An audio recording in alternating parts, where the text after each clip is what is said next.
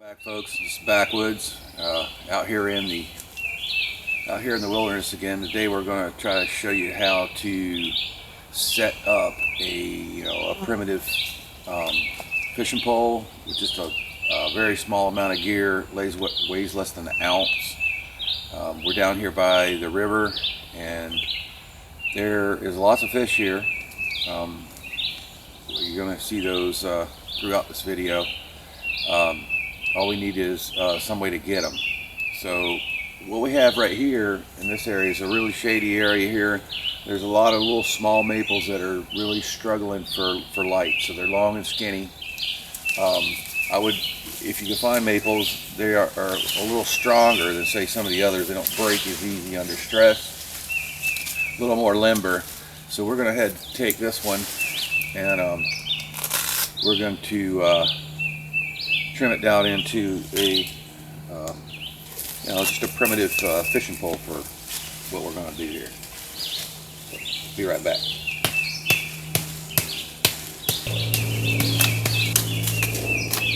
We're just going to knock all the little side branches off of it. Just takes a few minutes. You got a nice sharp knife.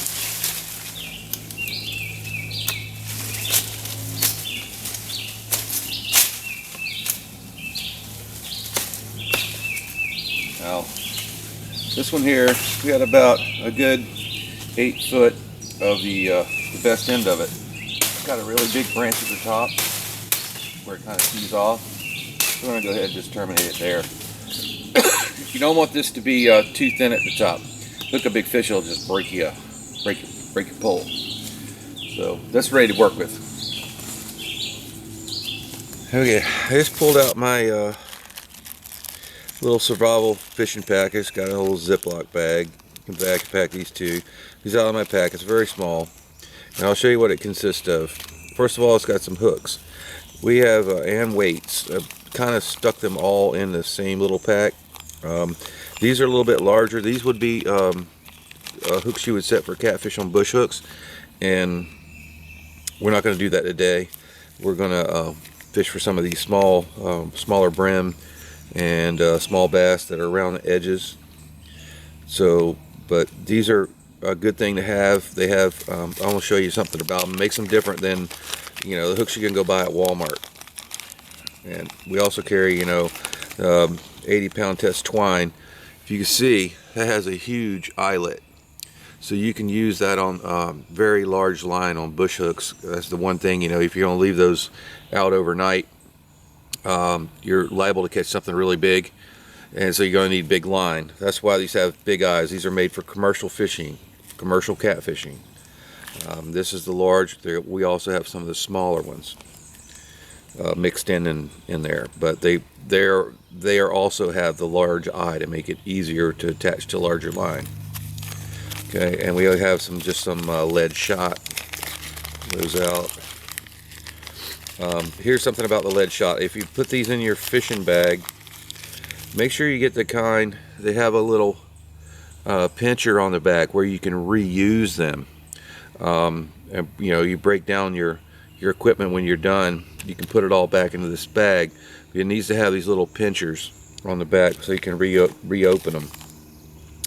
And it says right on the package, because this is the package, it says reusable. Get the reusable ones. The other ones are a pain in the butt to try to reuse. So we got that bag. Then we also have a pack of just regular panfish hooks. These are called a cricket hook. They're size 6.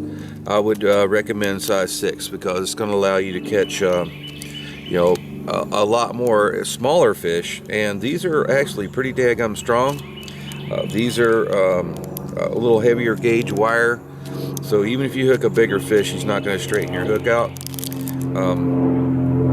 And just just a great hook all around, all-purpose hook. And the next thing I wanted to talk about is the line that we selected for our survival kit, and this is Power Pro braided line. It is a 65-pound test, but it's the same diameter as 15-pound monofilament.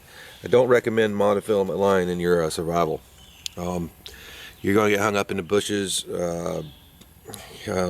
inevitably, and also, you know, you have the possibility of catching larger fish. This line also has a million other uses, possibly. I've just taken a length of it and wound it around a piece of wood.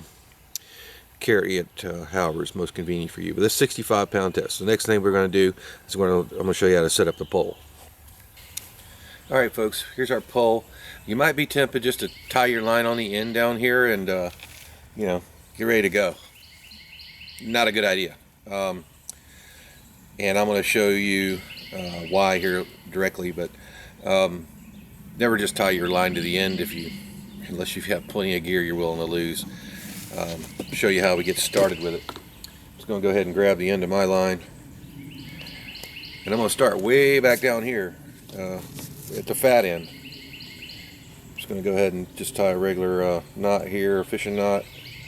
I use the uni knot. You can find all kinds of directions on YouTube how to tie that. It's quick and easy. Works real well with this braid.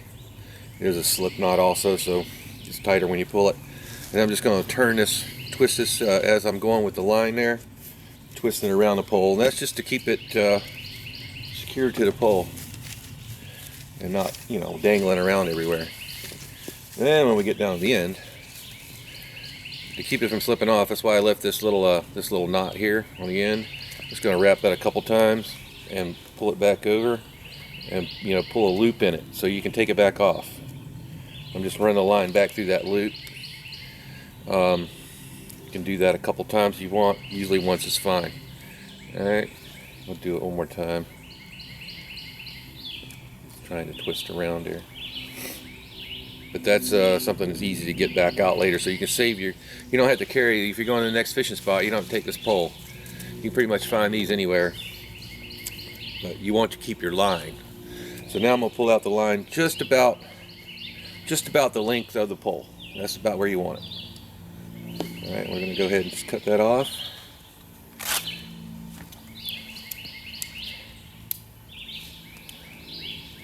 In this case, we're just going to put a hook on. This river here is relatively shallow. Most of the fish I've seen cruising around are very close to the surface. We're going to use that same uni knot and just hook to our hook. So simple thing, just get your thing tied on, and then we'll go fishing.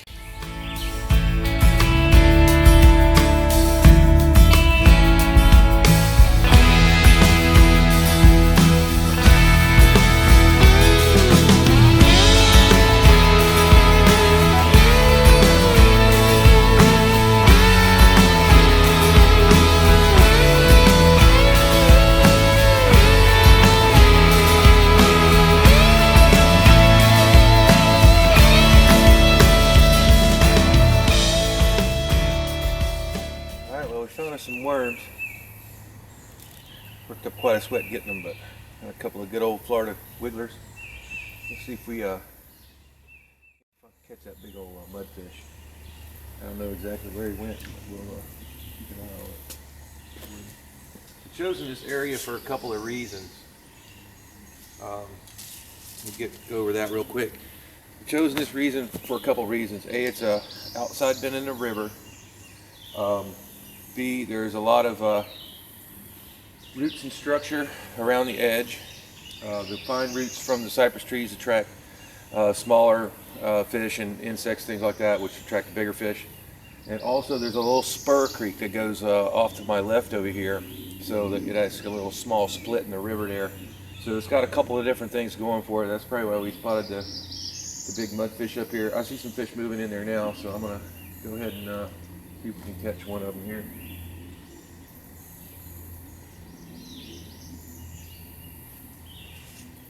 Had a nibble. Didn't see a small bass there.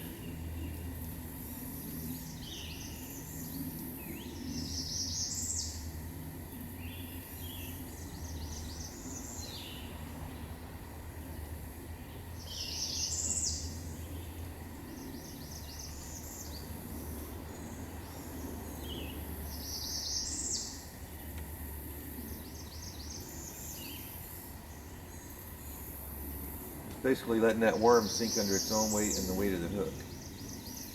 You're getting a nibble now.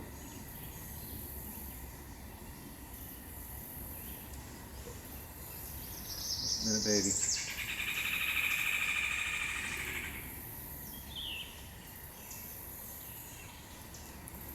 Well, we got one. He's a little small to eat. A little stump knocker, we call him. I'm gonna put him back, or if we had a bigger rig, we could use him to bait it with. He'll make his way back. Or you could actually, if you're desperate for bait, you could take him and cut him up. All right. Past that time.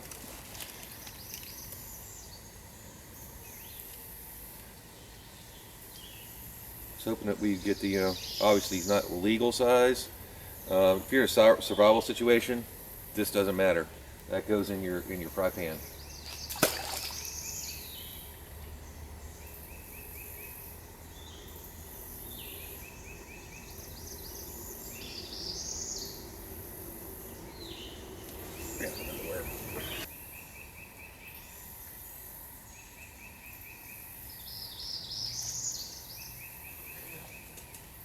So little, he's just a hold of the worm. I pulled him in.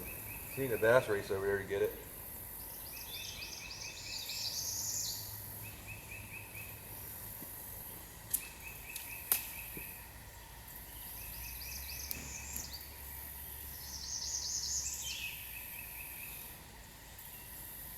A little better one.